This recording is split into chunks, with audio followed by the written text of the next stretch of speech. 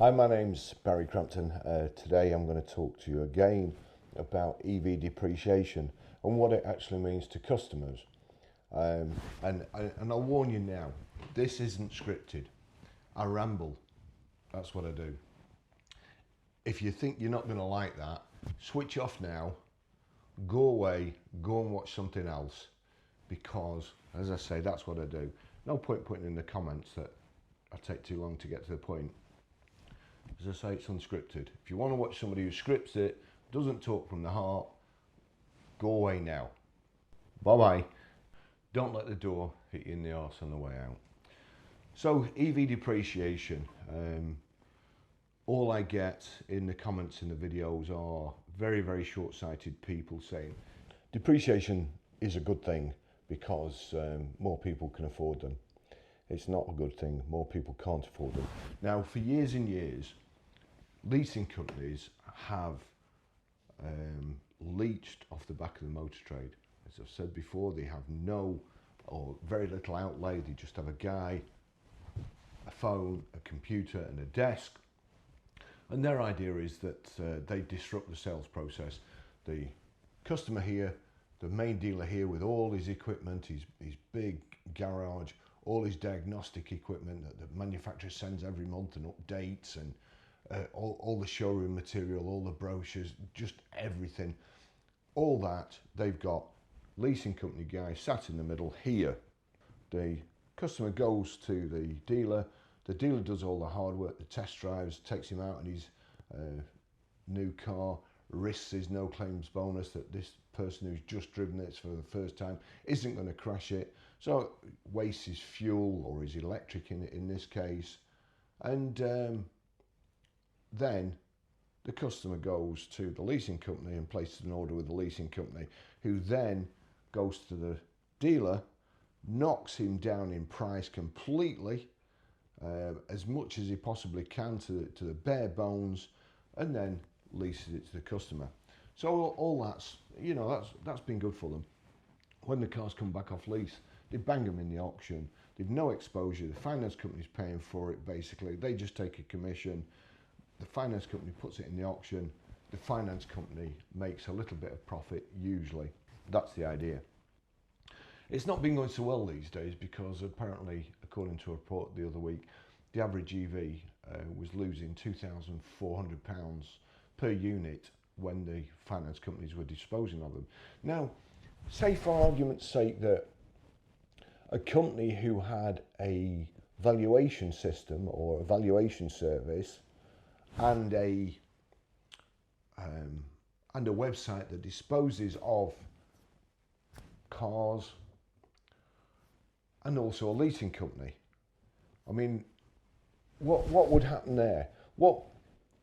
Say you've got 1,000 EVs coming back, or say 10,000, 20,000, 100,000 EVs coming back off lease, and somehow you manage to put the residual prices up just by £100, just 100. Just imagine how much that would mean to your bottom line. Do you think leasing companies are interested in residual values? Yeah, you're damn right they are. So, here we go. Happy EV after. Excellent. That's fairy tale or failure.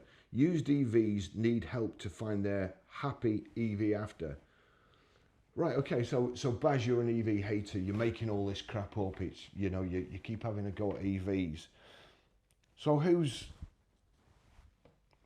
this published by? The BVRLA, Auto Trader, the NFDA, EV England. Some big names there. Why do you think they're so interested in EVs? Because, you know, it's the whole motor trade. The National Federation of Dealers, let's just have a look at that. The National Franchise Dealer Association, EVA England, Auto Trader. Right, so let's just kind of put perhaps a little bit of background information in here. We'll just go back to Fleet News here, a report. Auto Trader buys Vanarama owner, Autorama, 22nd of March 2022. That was basically just before all the trouble started happening, before people realised that EVs weren't flying off the shelves, and there wasn't a 2-year waiting list, and they didn't exactly do what they said they'd do, because now there was enough EVs about now for people to air the views in public, people who weren't happy with them. So, you know, they weren't cheap to charge. They were quite dear if you had to go to a charger outside.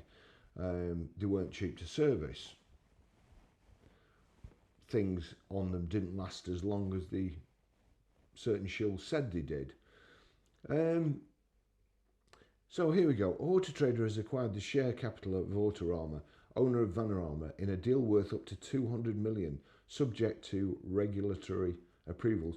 Now, my way of thinking, somebody who owns a website that values cars and sells them, I'm not sure it's a good idea for them to have a leasing company as well. I personally think it's a conflict of interest. You might think differently.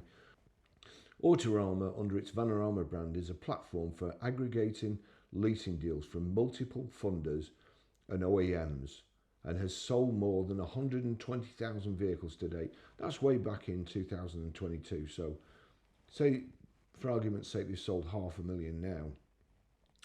From 2022 to now, most of them will be on a 3-year lease, and most of them will be coming back next year in 2025. No doubt, probably, the most of them will be in September. Now, the difference between the residual value now and hyping the residual value up in the future is going to be a lot of money.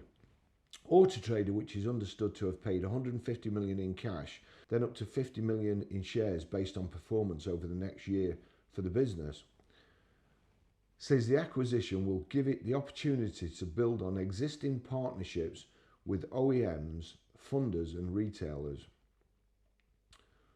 Okay.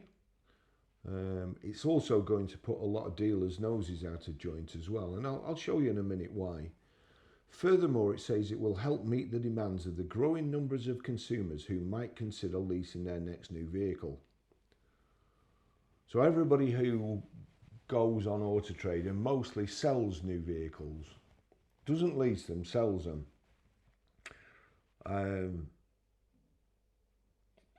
How is it going to help their demands?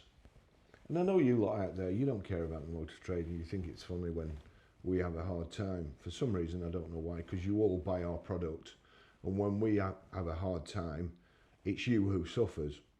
So again, Turkey's voting for Christmas really, so, you know, all these comments about motor trade is good, and the motor trade having a hard time, okay, fair enough. In turn, it will enable Vanarama to accelerate its recent expansions beyond light commercial vehicles into cars by accessing Auto Trader's brand, it says. Again, I mean, every paragraph here is alarm bells to me. Nathan Coe, Chief Executive Officer of Auto Trader, said, "To ensure we have the greatest choice of cars to buy online, we could not ignore the growing demand for leasing deals." So you advertise cars for dealers, but now you're selling them. You have all our customers and you have direct access. We pay you to advertise our cars and you have all the information. I think it was a film, Robert Redford Sneakers, was it? Information is power, keep it to yourself. In Vanarama, we have found an industry-leading leasing platform that delivers a great consumer experience and significant sales for its partners. The acquisition will strengthen our existing leasing business and will enable us to offer both the biggest choice of vehicles and a seamless digital experience from search to sale. So the platform that they've built up at the expense of the dealers is going to benefit their company from search to sale. I'm delighted to be welcoming Andy Alderson, CEO at Vanarama, and his team to the group. Right, this is the important bit. All that, this is the important bit. Auto Trader believes that there is a large structural opportunity for a new car leasing marketplace driven by the growth in electric vehicles, EVs in brackets, new manufacturers entering the UK market, employees opting out of company car schemes, and a shift towards new digital distribution models. Speaking to Fleet News last year, company founder and CEO Andy Alderson predicted that by 2025, the company will be brokering up to 125,000 deals per year, a significant uplift on the 24,000 it expected to achieve last year. Here's an interesting one as well. Vanarama is essentially a technology company harnessing the power of its advanced in-house developed software to aggregate the market's best leasing deals and present them in a consumer-friendly online search. So basically what they're doing, they're leeching off the dealers. They're disrupting the new car dealers and pinching the deal and making money out of that. Its website attracts up to 1 million visits a month and offers a wholly contactless process that can see a car deal completed in a couple of minutes. Right, so he's getting 1 million views a month. Is that good? My YouTube channel gets 500,000 views a month. Is it good? I don't think so, really. How do they get them? They get them by, and honestly, being a dealer, there is nothing more annoying than this. We'll just go to, here we go. So here, you'll see at the top, my filters, up to 2024, up to 500 miles, electric, but mostly it's used. I've cut out new, so I'm not interested in new. And we get here, again, the brilliant 80 price tracker app. Only on iPad, it's only on Safari.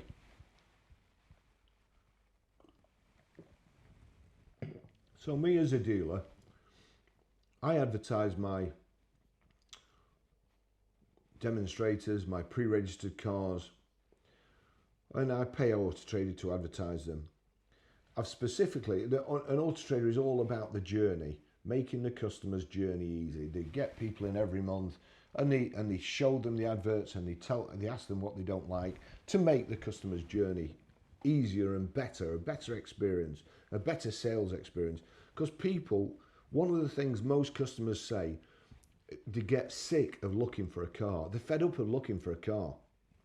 And when they actually get one, they're glad they bought it. They're not necessarily glad that they bought the best vehicle for themselves. They're glad it's over. They're glad that the actual process of buying one is over. So as we go down here, what we come across, you may also like, there's two at the bottom. You may also like, there's the Audi Q8 e-tron. Somebody's paid to have that positioned in front of you. And a lease deal ad, a lease deal. Now, I've not put lease deals in. I've put used vehicles, but there's a lease deal for a new. Now I'll tell you what, let's take it even further. Let's go filter and sort, make and model, any. So what am I advertising? Let's say, I don't know. We won't do so many. Let's say a Polestar. So search 146 vehicles. The first vehicle you see is an ad for Polestar 2.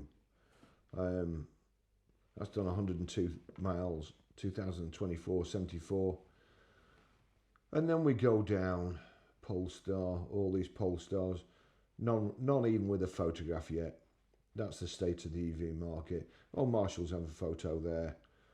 And as we go down, oh look, there's a lease deal. So I've put in, I want a Polestar, a used Polestar. This is a brand new one, and it's a leasing deal. So again, who's the leasing deal by? reviews. Look at all that information, reviews. And then you've got, you may also like, why would I like a Cupra Born or a Citroen and Volkswagen ID when I've specifically put in a second-hand Polestar? Why would I like that? What algorithm, what person could possibly, you know, it's like, I don't know. You go into a suit maker. Hi, I've come to buy a suit. What would you like? I'd really like a three-piece suit, nice waistcoat, single-breasted, flares. You know, got to have flares. And the guy goes, "Oh right, okay, thanks. Well, here's some Levi's." You look at him and go, "Fucking Levi's? What planet are you from? What did I just tell you?" No, when you're looking for a car, there you go. You may also like. Now, I've got an excellent joke about the best salesman in the world. I might just tell it. It's a bit rude, but I might just tell it. So yeah. So Auto Trader has disrupted your customer search now and offered them a new leasing company. How's that fair? I mean, you tell me. I'm retiring. You tell me. Do you think that's fair?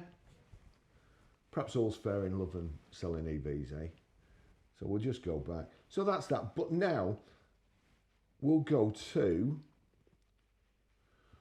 let's see, BVRLA, if I can. Electric vehicles, EVs are crucial for decarbonisation, but like any fairy tale, so EVs are fairy tales. This is, let's just go to the bottom again. Happy EV After by the BVRLA, Auto Trader, EV England and the NFDA, the National Franchise Dealers Association.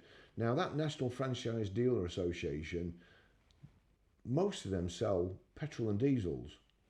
EVA England, Electric Vehicle Association England, BVRLA, the British Vehicle Rental and Leasing Association. So we'll go to Happy EV After, fairy tale or failure. Used EVs need help to find their hashtag Happy EV After. Why do they need help? Superior technology. They've now achieved price parity on used. They're actually less. There's huge discounts off new. There's benefit in kind. There's all sorts of offers on them. Why do they still need help? Battery electric vehicles, EVs, are crucial for decarbonisation. But like any fairy tale, the journey is far from smooth. Our happy EV after ending is at risk. Why would it be at risk? Everybody's telling me EVs are flying off the shelves. Used EVs, 3 to 5 year olds are up 138%. New to 12 months old are up 52%. 18% penetration last month. So why? I don't get it. Is somebody lying? Let's go deeper. New EVs are costly and lose value far faster than petrol or diesel. Over the last 24 months, used EV values have dropped by more than 50%, an unprecedented decline. Values are expected to fall another 28% by 2030. We face a crisis. These are all the people who are telling you how good it is, how good EV sales are, and how cheap they are to run, cheap to charge, cheap to service. And there's a crisis. Crikey, I'm going to get splinters. Now, all you people that said depreciation doesn't matter, I lease my car. Boy, are you deluded. While falling, these are leasing companies. These are all to do with leasing companies. They are bleeding. They are hemorrhaging money. While falling prices might seem appealing, they are unsustainable. Really? Why? Because it's bringing more and more. It's making EVs more affordable. They've reached price parity. They cost thousands and thousands of pounds new. And then when they're 3 years old, less than a car with a diesel or petrol engine that costs thousands less, leases are calculated on depreciation, a bit of profit and interest. How do they do them cheap lease deals? It's a mystery. While falling prices might seem appealing, they are unsustainable. Like the Three Little Pigs houses, a sustainable EV transition needs a solid foundation, a healthy used market. Strong used values make new EVs affordable. Strong used values make new EVs affordable because they've got a higher residual value, so the payments are cheaper. By 2027, the collapse of used EV values could result in over 290,000 fewer new EVs sold. The ZEV mandate ties the new vehicle market to EV volumes. So fewer EV sales will shrink UK automotive, impacting GDP, employment and carbon targets. Dealers are hesitant to stock used EVs. Consumers worry about depreciation and funders face significant risks. Automotive manufacturers, dealers and funders must invest billions in the transition to net zero while facing enormous losses. How can you be losing? Playing devil's advocate here, they're cheap. Leases are cheap to cheap. How can they be losing money? Are you people out there, are you stupid? Do you need educating? Do you need somebody to tell you how you're missing out and why you should have somebody like Mark, somebody like Colin at the climate in makes me laugh every time I say it, honestly. Whoever came up with that name, I'm talking about tongue in cheek, Climate Intelligence Unit. Climate bullshit unit. So on the right hand side, a dark and stormy future looms unless we act fast. We need intervention to boost demand in the used EV market, secure a fairy tale ending and achieve our climate goals for future generation. So our goals are for future generation. We're saving the planet for people who can't even walk from the car to put the McDonald's wrappers and shit in the bin. That's who we're saving the planet for. We're driving around in boring cars to save the planet from them when they can't even put the litter away. We're saving the planet so that when a comet hits us and blows the earth to pieces, we've got clean air, more oxygen. Now, when we used to do chemistry, if you put a taper into oxygen that was out, you'd blow it out, you'd light the taper, you'd blow it out. This was the experiment. Put it in oxygen and it light again. Combustion. So we're saving the planet so that when there is a big explosion, the oxygen will be so pure that the planet will blow up better. We'd be better off all running around in 5-litre blooming Mustangs and building up as much carbon dioxide as we can so the earth doesn't blow up. So what do we need to do? One, I would say number one is a priority. What you need to do is launch a public information campaign telling the truth. Start there. Let's see how you've tried telling lies. Now tell the truth. Let's see how we go from there. Number two, implement standardised battery health certification. Well, that's fair enough. However, playing devil's advocate again, do we do that on diesels and petrols? Do we give do we inspect the bores?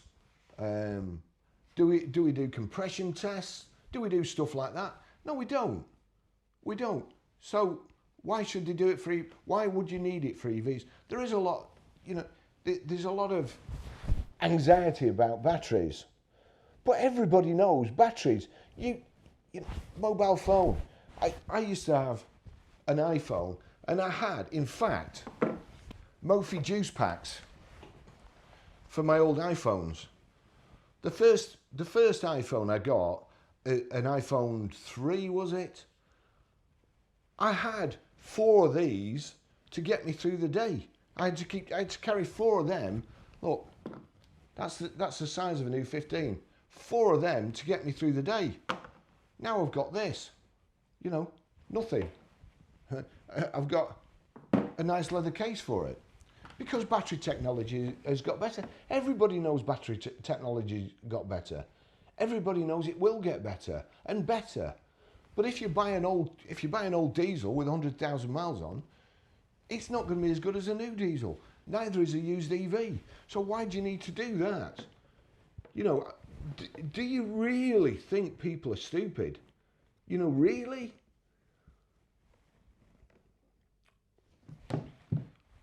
Going back to my iPhone. Go into settings. There we go. Go into battery. Battery percentage. Battery health. It says normal there. Battery health normal. So click on there. Maximum capacity 92%. Cycle count 355. So it's been cycled every day since I got this, and it's now at 92%. iPhone 15 Pro. 12 months old, 92%.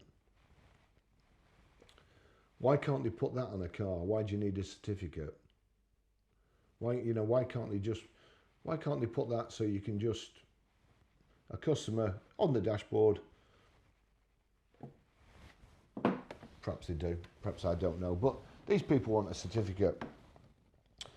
Number 3, provide grants for used EVs. Why? Why provide grants? They're cheaper than the equivalent diesel or petrol. If you put 2 cars side by side, take the Kia Niro for example, that's lost less money than an EV, way less. It's lost so much less that you can afford to run the diesel and go on a few holidays. The unexpected consequences of buying a diesel instead of the Kia Niro EV is that you can afford probably about 4 holidays, or at least 1 to Sandy Lane, or you can afford to buy a caravan and go on holiday every weekend, because the diesel's held its price better. So why are we providing grants? Because they're already cheaper. Why would you do that?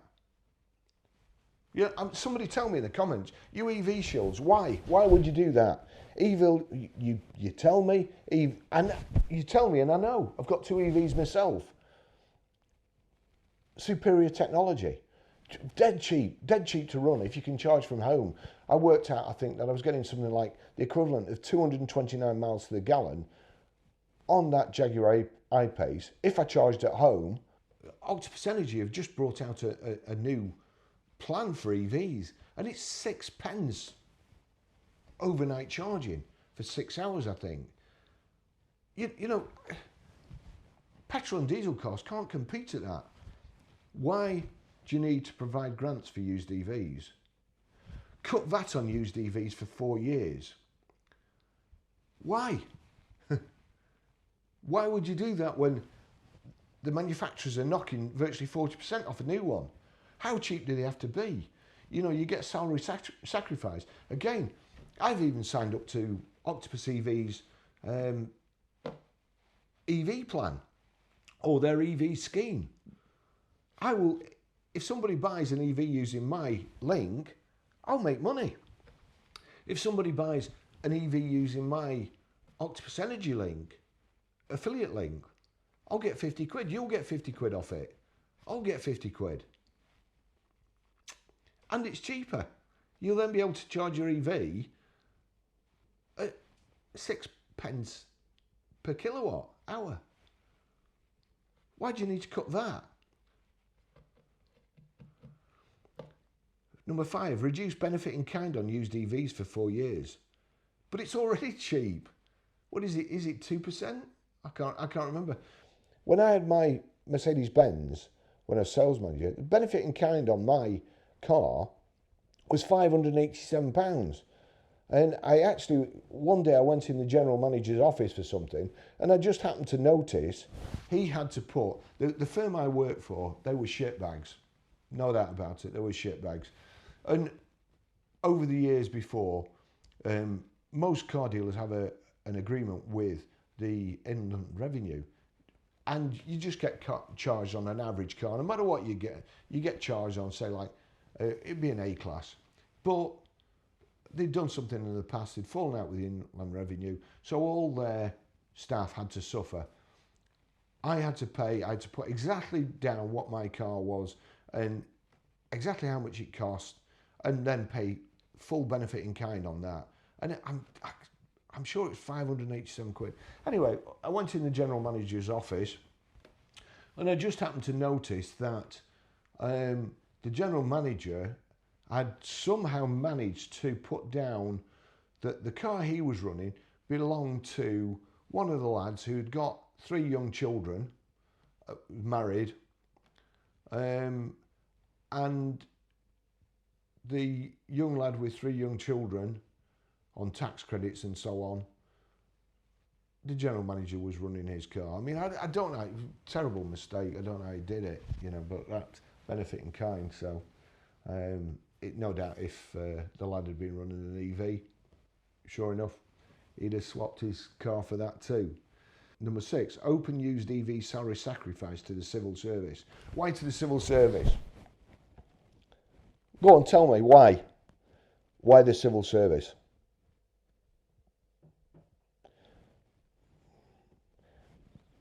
Don't they all work from home these days? What do they need an EV for?